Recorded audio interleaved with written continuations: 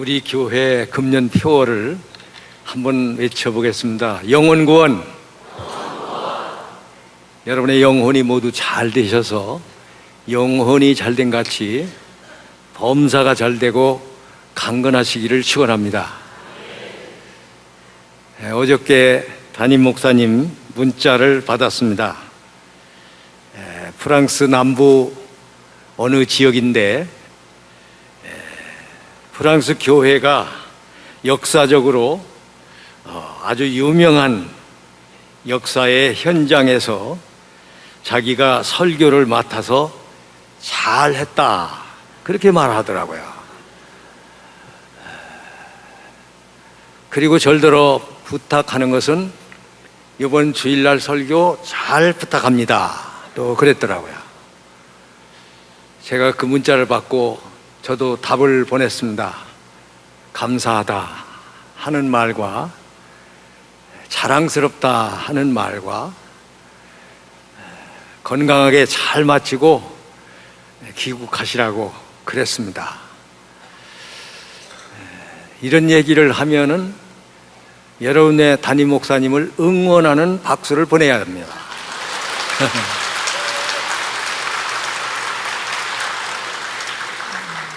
예전에 제가 어디서 본 기억이 나는데 베이징에서 나비가 날갯짓을 하면 베이징에서 날갯짓 하는 그 파동이 바다를 건너서 미국의 도시 한복판에서 폭풍이 된다. 여러분, 응원은 잘하는 것을 더 잘하라는 뜻도 있고 좀 더 잘했으면 하는 기대감을 가지고 박수를 치면서 소리치면서 응원을 하는 겁니다. 사실은 우리 동광교회는 유철락 목사를 다 좋아하는 건 아닌데 몇몇 분들이 굉장히 좋아합니다. 하여튼 뭐 저를 오빠라고 할 정도니까. 그래서 제가 이렇게 가만히 돌이켜보면 그 오빠 부대들이 나를 격려해서 주저앉고 싶어도 주저앉을 수 없었고 또 넘어졌어도 다시 일어나는 부축의 힘이 되었다 하는 생각을 잊을 수가 없습니다.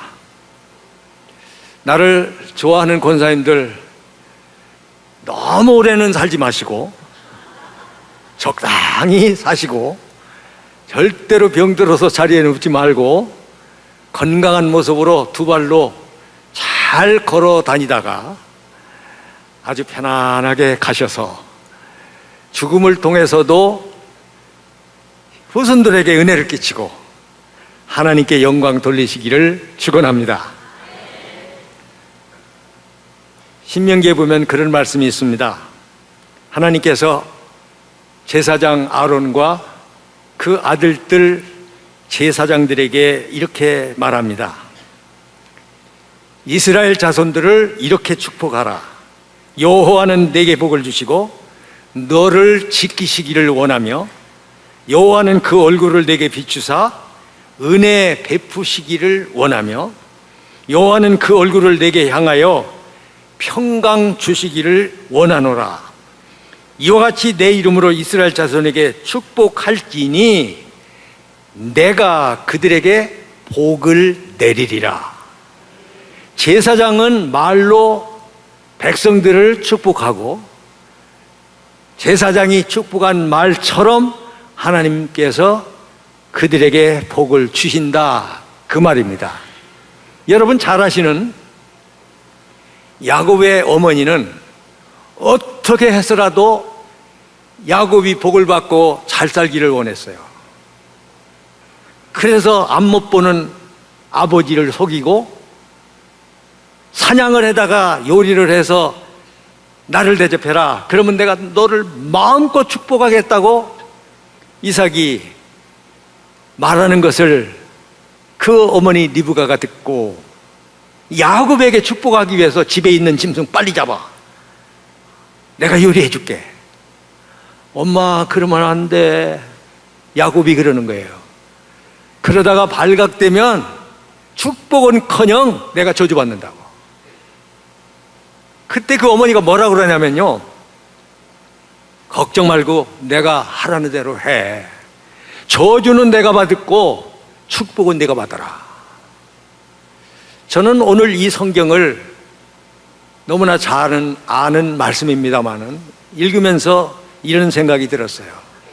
하나님이 꿈꾸시는 그 집, 하나님이 꿈꾸시는 그 집이요, 부모된 우리가 꿈꾸는 우리 집이나 다를 바가 없더라고요.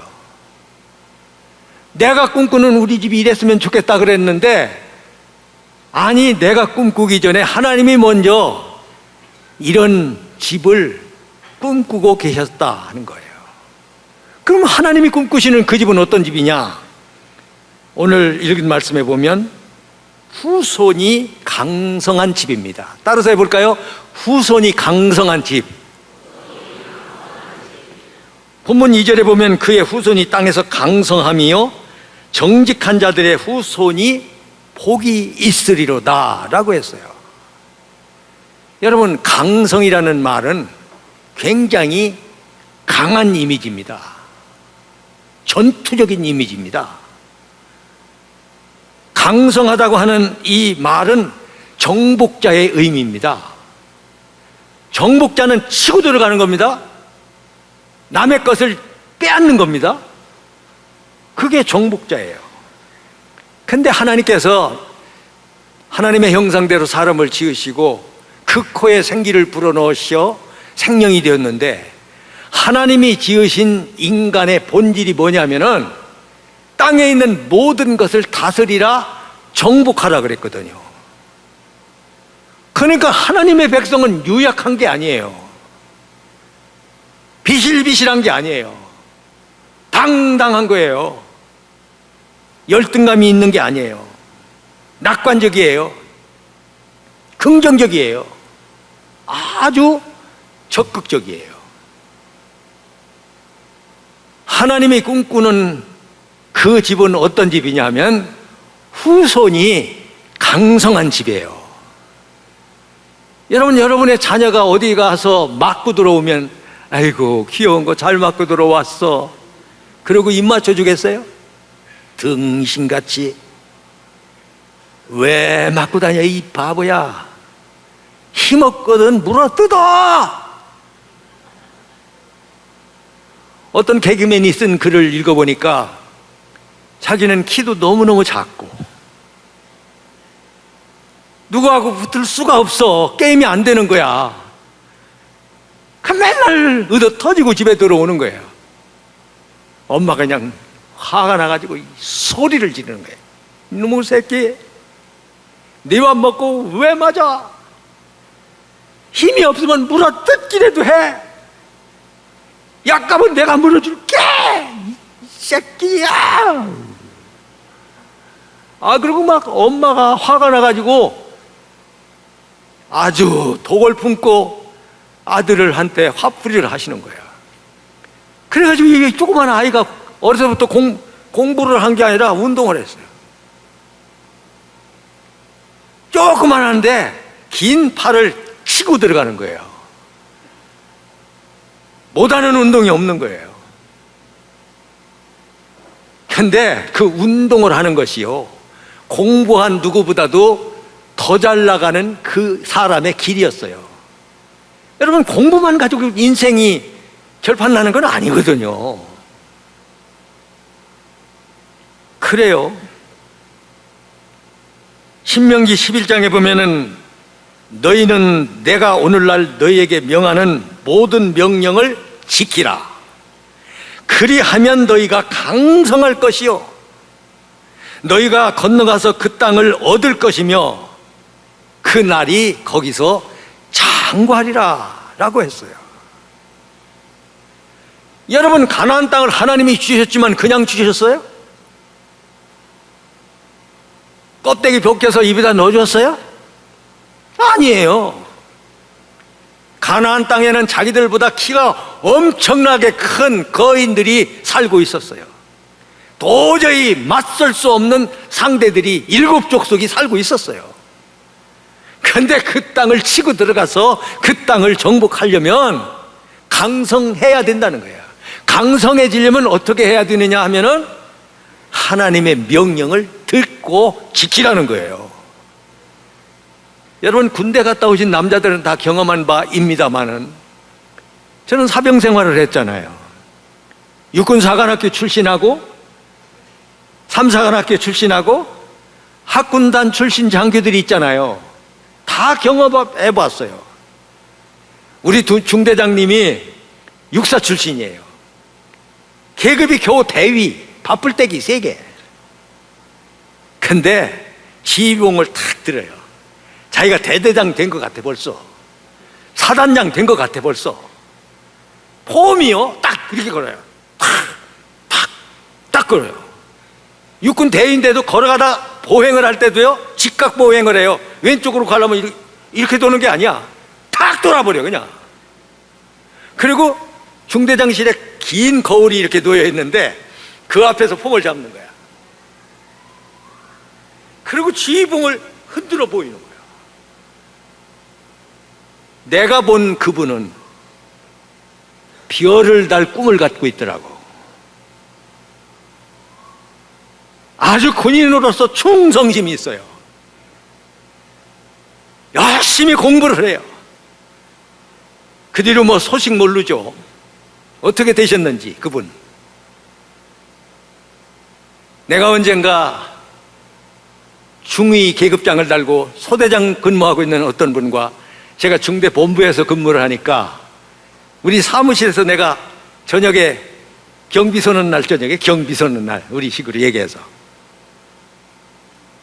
그분하고 같이 이제 얘기를 하는 거예요. 근데 그런 얘기 했어요. 그분은 학군단 출신이에요. 당신은 학군단 교육 받았으니까 장교 훈련을 받았으니까 밥풀떼기 붙이고 왔고 나는 논산훈련소 교육 훈련 받았으니까 작대기 하나 붙이고 왔다고. 당신이 받은 훈련이 당신을 장교를 만들어줬고 내가 받은 논산훈련소 그 훈련이 사병 계급장을 붙이게 됐다고. 맞습니다. 얼마나 강도 높은 훈련을 받느냐에 따라서 강성함의 고저가 결정이 되는 거예요. 울려면 그냥 세게 울어야. 그래야 이게 뭐가 돼도 돼요. 우는 것도 아니고 안 우는 것도 아니고. 옛날에 우리 어머니가 내 동생 자기 아들이 우는데 이놈이 어떻게 우냐고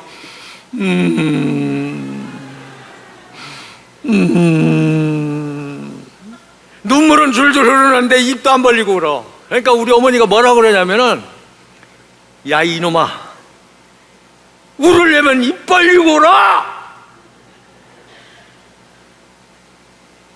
그게 별거 아닌 얘기 같은데요 우리에게 얼마나 큰 가르침이 되는지 몰라요.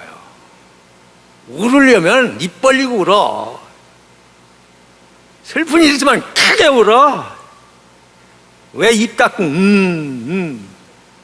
그 지랄이야?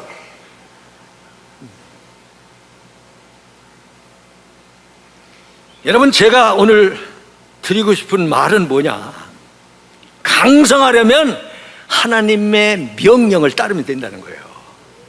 여러분 하나님의 명령이 아무나 앉아서 누워서 팥떡 먹기 같은 명령을 하시던가요? 하나님이 우리에게 하는 명령이 그렇게 시시한 명령을 하냐 말이에요. 어려운 명령을 하는 거야. 그걸 내가 어떻게 해? 못해. 십자가를 지고 나를 따르라? 자기를 부인해라? 이게 얼마나 어렵냐고 이게. 근데 강성해지려면은 하나님의 모든 명령을 따라야 돼요. 그래야 강성한 자가 되는 거예요. 자식은 여호와의 주신 기업이요 태의 열매는 그의 상급이로다. 자식은 우리 가정, 우리 가문을 이어갈 후계자예요. 자식은 하나님이 주신 기업이에요. 자식이 짐이 아니에요. 자식이 왼수도 아니고 하나님이 주신 선물이에요. 하나님이 주신 최고의 선물이에요. 그 아이가 장차 어떤 아이가 될지 몰라요. 나는 하나도 기대하지 않았던 그 아이가 기대한 아이를 능가해? 정말 몰라요. 이 놀아먹던 유철랑이가 목사가 됐다고 그러니까 옛날 어릴 시절 나를 알던 친구가 그러더라고요. 야, 네가? 놀래지도 않네. 하나님이 훈련시키면요 돼요. 하나님의 명령을 따르면 그게 되더라고. 놀라운 일이죠. 어떻게 그렇게 될 수 있어요? 젊은 자의 자식은 장사의 수중의 화살과 같다고 그랬어요. 활 쏘기 할 때요, 활 쏘기 할 때 그 화살이 있잖아요. 화살을 시위에 담아서 잡아당기잖아요. 아버지가 아들을 어디로 쏴주느냐에 따라서 방향이 결정돼. 아버지가 화살을 얼마나 힘있게 밀어주느냐에 따라서 아이가 거리가 정해지기도 해. 그게 부모가 우리가 해야 될 일 아니겠어요? 오늘 읽은 말씀은 후손이 강성해지려면 정직해야 된다는 말씀을 하고 있어요. 정직하지 않고 절대로 여러분 후손이 강성해질 수가 없습니다. 정직이 뭐예요? 올곧은 거예요. 삐뚤어진 아이가 뭘 강성해요? 삐뚤어졌는데, 삐뚤어진 건 안 돼요. 나무도 삐뚤어지면 화목으로나 쓰이지 기둥으로, 제목으로 쓰일 수가 없어요. 정직한 자들의 후손에게 복이 있으리로다. 강성함과 정직이 만나야 된다는 거예요. 정직이 강성함을 만든다는 거예요. 이게 중요한 거죠. 까마귀가 우는 소리가 까까 하는데 듣기 싫어요. 까마귀 울음소리를 좋아하는 동물 세계 그 누구도 없어요. 그러니까 여기저기서 맨날 미움받아요. 에이, 또 시작한다. 아유, 저 듣기 싫은 거. 그거 맨날 까마귀는 보따리 싸가지고 저리 이사가. 이사 다니다 볼일 못 보는 거야. 또 이사를 가려고 짐을 싸는데 제비가 그러더래요. 내가 어려운 얘기지만 한마디 하겠다고. 당신의 목소리를 바꾸지 않는 한 당신은 어디를 가도 환영을 받을 수 없을 거예요. 이사 가려고 하지 말고 목소리 좀 낮춰. 목소리 좀 바꿔. 그러더라는 거예요. 여러분, 여기서 새는 바가지는 여기서 안 새도록 꿰매든지 떼우든지 해야지. 또 거기 가서 마찬가지 거기서 새는 거예요. 도가니는 은을, 풀무는 금을 연단하거니와 여호와는 마음을 연단하시느니라. 연단이 뭐냐면요, 쇳덩어리를 불구덩이에다 집어넣고 새빨갛게 다르면 끄집어내서 한마 쇠망치를 가지고 그 쇳덩어리를 땅 두드리는 거예요. 시커매지면 또다시 그걸 물속에 집어넣고 똑같은 일을 반복하는 거죠. 이러면서 그 쇳덩어리에 붙었던 불순물이 떨어져 나가는 거예요. 그러면서 강철만 남아서 무가치한 쇳덩어리, 엿받고 먹던 쇳덩어리가 강철이 돼서 귀중품으로 쓰여지는 재료의 원료가 되는 거 아니에요? 여러분 자녀를 유약하게 키우지 마세요. 딸은 곱게 키워야 된다고 해가지고 이러지 마. 걔가 시집가서 뭘 하겠어요?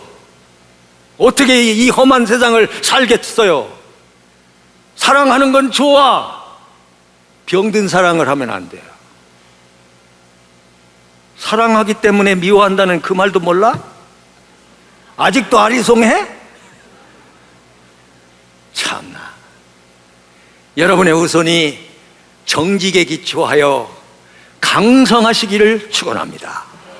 두 번째로는 부요와 재물이 있는 집입니다.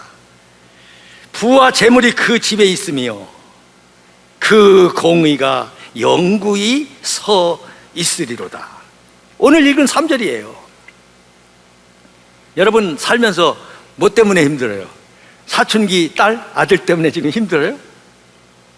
남편 때문에 지금 힘들어요? 여러분의 십자가는 지금 뭐예요? 그래도 우리가 그냥 잘 살지는 못해도 먹고 살 만큼 여유가 있으니까 그래도 괜찮아지. 내일 아침 끓일 쌀, 떡거리가 없다고 생각해 보세요. 먹거리가 없다고 생각해 보세요. 이게 어떻게 되는지 아세요? 가정 불화의 원인이 제일 많은 게 돈이에요. 너무 리얼하게 얘기를 하니까 어떤 분들은 부담스러울 수 있어요. 그러나 부담스러운 이 말이 그분에게 꼭 필요한 말이에요. 아멘도 안 하네.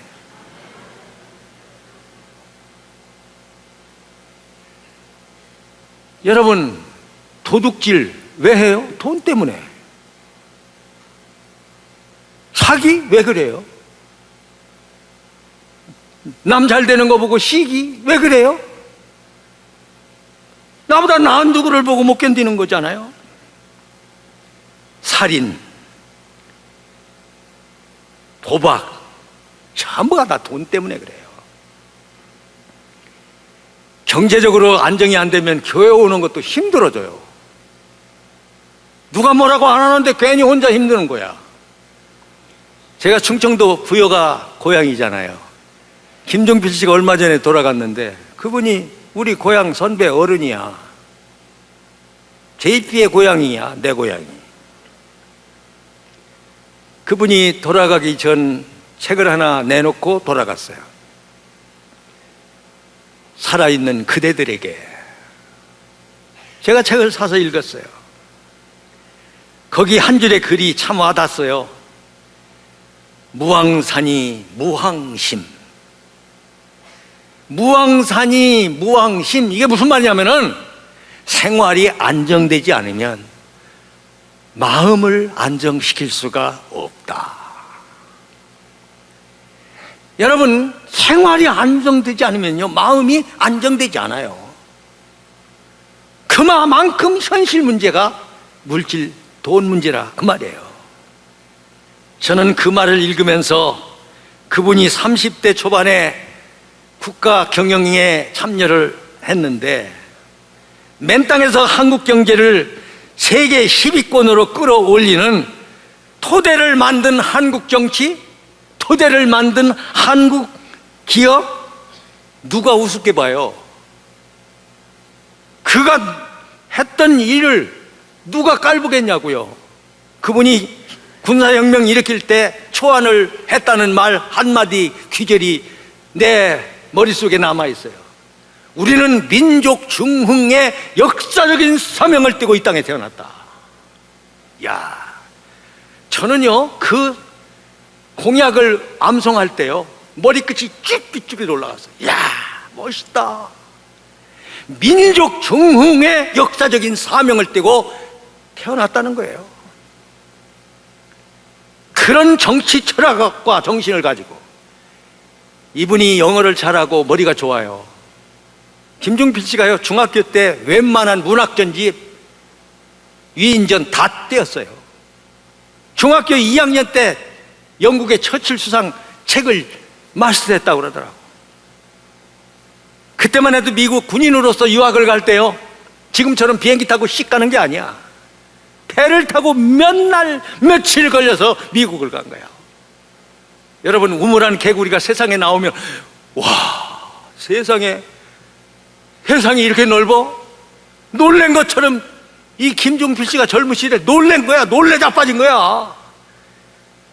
나는 어떻게 하면 고국에 돌아가서 대한민국을 이런 나라를 본받고 따라가게 할까에 대해서 맨날 고심한 거예요.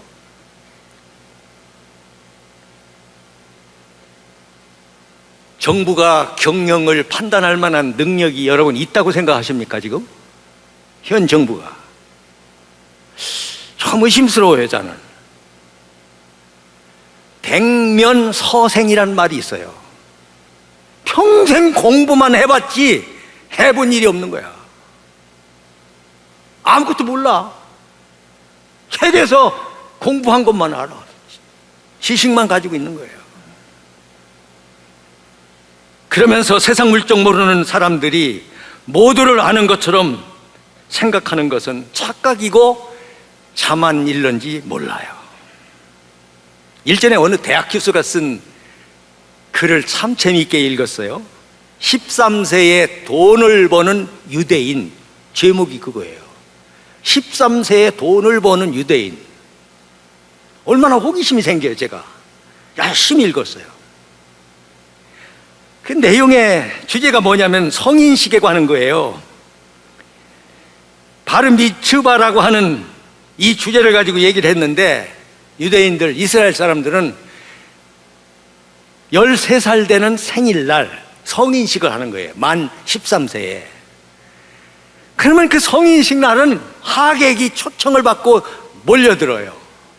마치 결혼식장 같은 거예요. 그러면 성인식을 마치고 나면 어떻게 되느냐 하면은 계명을 따라 사는 자라고 하는 증거가 그 성인식을 통해서 확인되는 거예요. 계명을 따라 사는 사람이에요. 13세가 되면은.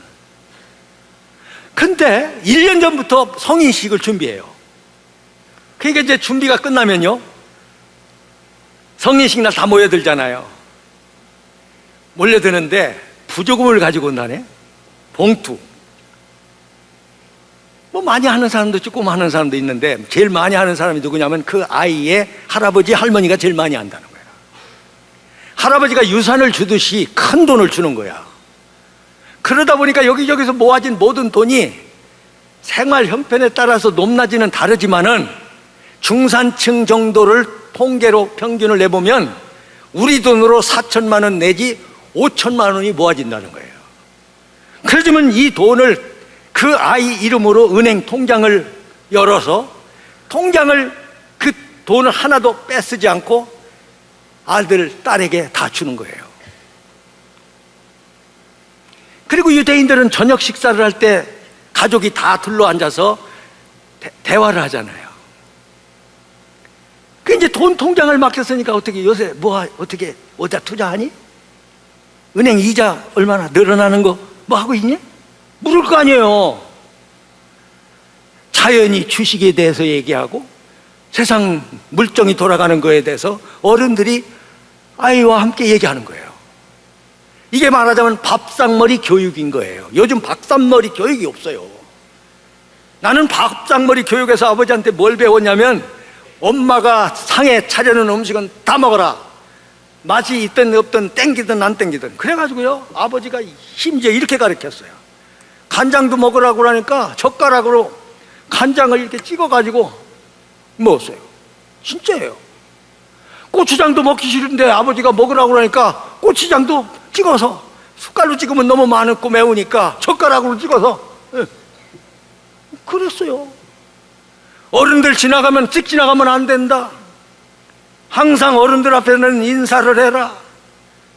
음식은 이렇게 먹으라 배웠잖아요. 이스라엘 자녀들이 대학을 졸업하고 사회에 나와서 인류 좋은 회사에 취업하는 것도 좋아하지만 그보다 더 좋아하는 것은 뭐냐? 창업이에요. 창업할 때 성인식 하던 날 모아서 줬던 그게 미천이 되는 거야.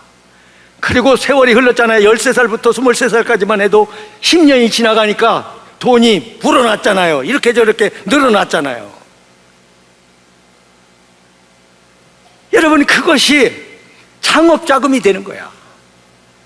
여기저기서 아이들이 다 창업을 하다 보니까 이스라엘 국가는 창업 국가라는 이름을 얻게 됐다는 거예요.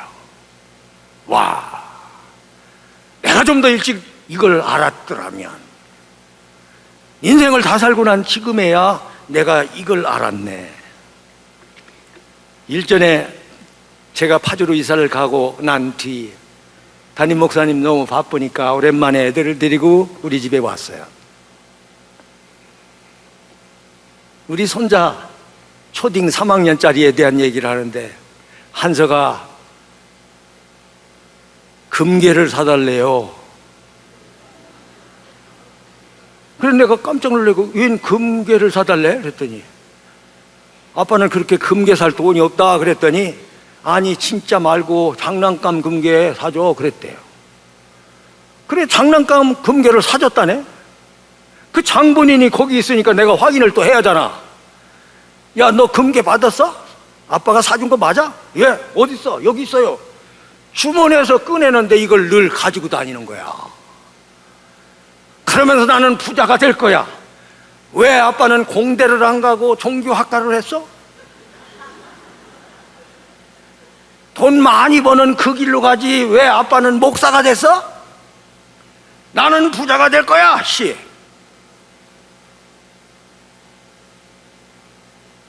아빠는 서강대 나왔지만 나는 하버드 갈 거야, 씨. 아, 얼마나 귀엽던지. 내가 다른 애보다 돈을 한 장 더 줬지. 여러분 기대해 주세요. 우리 가문에 금괴를 가진 아이가 나올 것 같아요. 여러분 모두 다 부와 재물이 넉넉해서 꾸이면서 사는 사람은 될지언정, 꾸면서 되지 않는, 받으면서 사는 사람이 아니라 주면서 사는 사람들이 모두 되시기를 주님의 이름으로 축원합니다.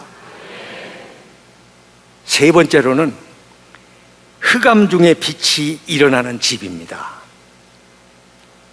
사람이 살면요, 항상 밝은 가운데 사는 게 아니야.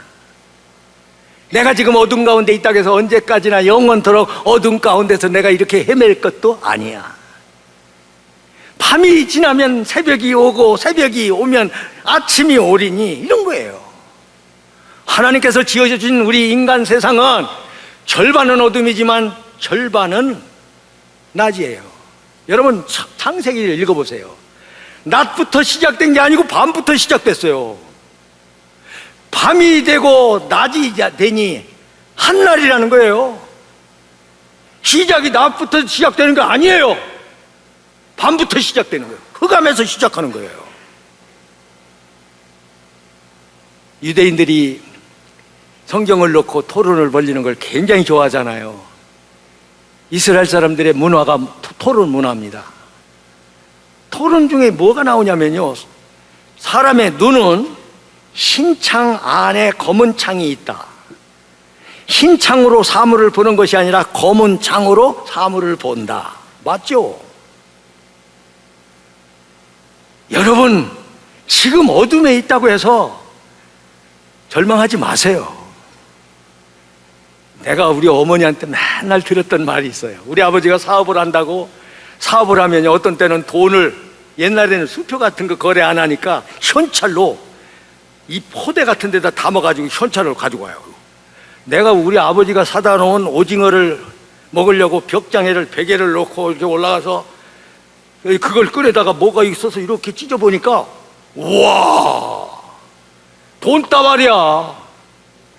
나중에 들으니까 그 돈을 가지고 올 때 아버지가 지혜롭게 했는데, 돈인 것처럼 하면 안 되니까 푸대 쪽에다 일부러 쌌다는 거야.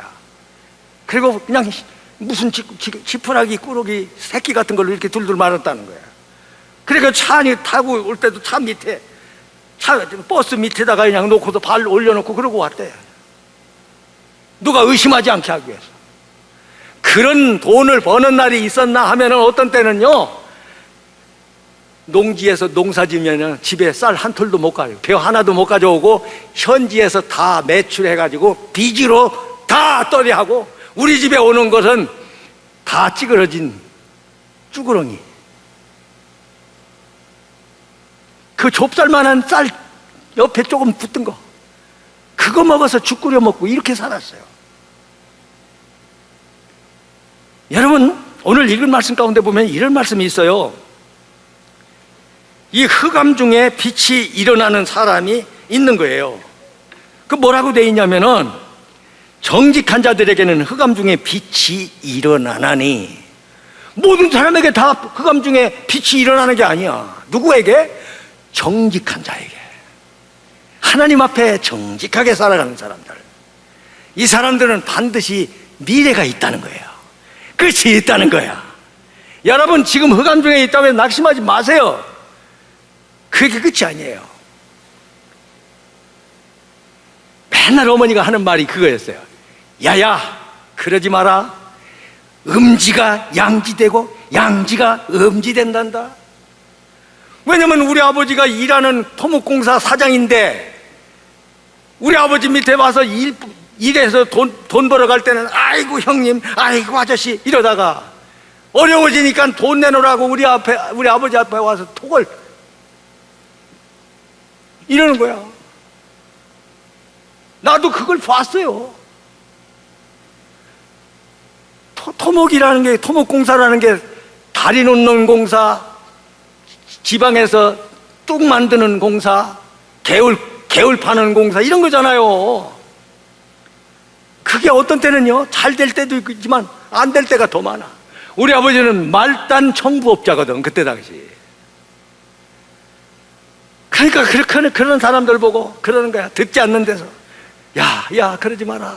돈 벌어 갈 때는, 야, 아저씨, 형님, 그러더니, 이게 뭐 하는 거냐? 양지가 음지되고 음지가 양지된단다.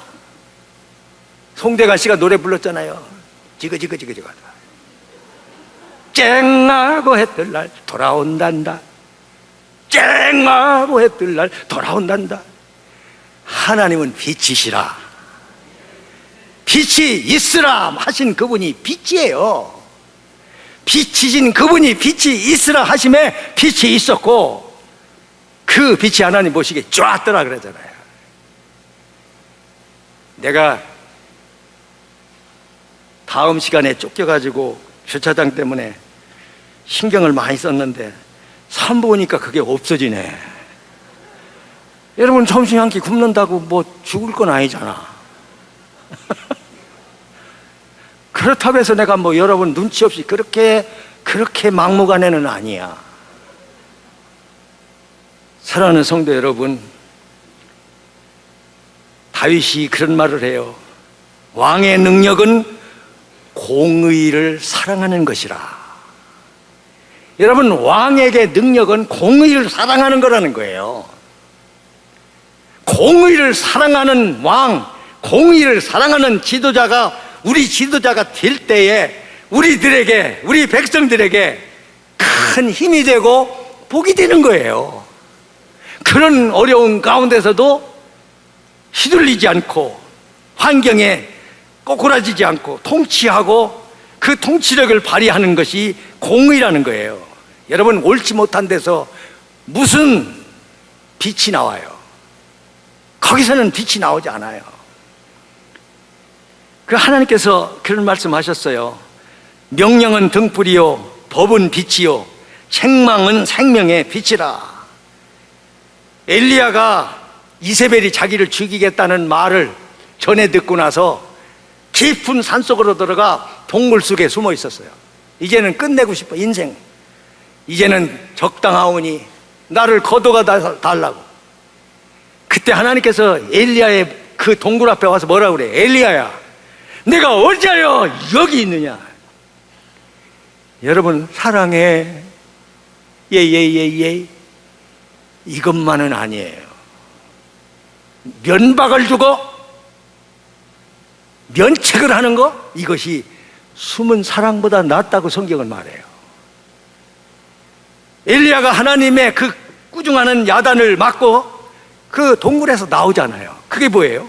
아까 말한 대로 잠언 6장 23절에서 책망은 생명의 빛이라. 생명의 빛이 엘리야에게 임하니까 엘리야는 그 동굴 속에서 밖으로 나와서 광명천지에서 제2의 인생, 제2의 사역자가 되잖아요. 그래요. 여러분이 잠깐 동안 힘들고 어려운 일이 있을 수 있어요. 절대로 포기하지 마세요. 무슨 일이 있어도 뒤로 물러가지 마세요. 뒤로 물러가는 자는 하나님이 기뻐하지 않아요. 앞으로 가는 거예요. 조금 전에 불렀던 어떤 찬양이 참 제 마음에 용기를 주더라고요. 찬양이 너무 군대 같아서. 저는 노래 부르는 게 유행가 하나도 몰라요. 유행가 한 곡을 몰라요, 솔직히. 나더러 노래 부르라고 하면 그런 얘기 하는 거야. 싼 나이로 태어나서 할 일도 많다만 너와 난 나라 지키는 영광에 살았다. 이게 내 지정곡이야. 나를 좋아하는 몇몇 권사님들은 내 지정곡을 알아서 사나이 그거 하시라고. 그전에 늘 그랬어요. 사랑하는 성도 여러분, 우리가 이 세상을 살아가면서 그런 것 때문에 그렇게 되지 마십시다. 그런 일 때문에 그까짓 것 하고 디디고 일어나야지, 거기에 걸려 자빠져 코 깨지고 얼굴 찢어지면 안 된단 말이에요. 맨날 침대 밑구녕에서 귀신이 나와서 소리 지르고 내 목을 조른다는 어떤 정신과 환자가 있었어요. 정신과 의사가 그 얘기를 늘 들어요. 어제도 또 귀신 나왔냐? 나왔대. 그래서 정신과 의사가 귀신 나오는 집에 갔대요. 침대가 있는데 몽둥이를 가져다가 침대 밑 다리를 다 쓰러뜨렸어요. 침대 다리가 없어. 그리고 그냥 맨 땅에다가 침대를 딱 주저앉혔어요. 그러면서 그렇게 얘기했대요. 이제 귀신 안 나올 거라고. 귀신이 노는 침대 밑구멍이 다 없어졌다고. 나중에 물으니까 귀신 안 나온다고 그러더래. 아유, 왜 귀신의 소굴을 침대 밑에다 넣어놓고 왜 귀신이 거기 와서 머물도록 그 야단을 치고 있는 거야. 여러분, 마귀는 대적해야 돼요. 마귀를 대적하라. 마귀를 대적하는, 아주 그냥 면전에서 맞붙어 버리는 거예요. 야, 내가 귀신 나가라고 한번 예전에 그랬는데 내 소름 끼쳤던 일이 한 번 있어요. 나가! 그랬더니 싫어! 이 여자가 싫다고 그러는데, 야, 겁나대. 내가 티는 안 냈어도 속으로 겁났어, 나. 그래도 내가 기를 죽지 않고 나가! 소리를 막 질렀어요. 나중에는 나간다고 그러더라고. 귀신이 떠나가니까, 맨정신이 돌아오니까, 사람이 제정신이 돌아오니까 정상인이 되더라고. 괜히 말이야, 그거 위하지 말아요. 그냥 자존심이 상해서 뭐. 아이고, 나는 그 자존심 얘기하는 사람 제일 싫어. 자기들끼리는 자존심 얘기 많이 해. 절대로 나 듣는 데는 그런 소리 하지 말아요. 나는 그 사람 점수 안 줘요. 자존심이라고 하는 건 남과 나를 비교하면서 갖는 우월감이에요. 자존감은요, 누구하고 나를 비교하는 게 아니라 내가 나와 비교하는 거야. 자존감은 내가 하나님과 나 직면하는 거야. 따라서 해봐요. 내가 어때서? 내가 어때서? 여러분 가정이 혹시 어두움 가운데 있다 할지라도 빛이 일어나는 정직한 가정 되시기를 축원합니다. 하나님이 꿈꾸시는 그 집은 어떤 집이냐? 자손이, 후대가 강성한 집입니다. 하나님이 꿈꾸시는 그 집은 부와 재물이 넉넉한 그 집입니다. 하나님이 꿈꾸시는 그 집은 흑암 가운데서도 빛이 일어나는 그 집입니다. 저렇게 아멘한 아이는 크게 될 겁니다. 그 참 이상해요. 그게 돼요, 그렇게. 아니, 내가 옛날에 그냥 그렇고 그랬던 아이였는데, 나를 보고 말이야, 그럴 거라고 그렇게 얘기하더니, 아니, 내가 이렇게 됐어. 참, 내가 나를 보니까 놀랬어. 하나님이 하시는 거예요.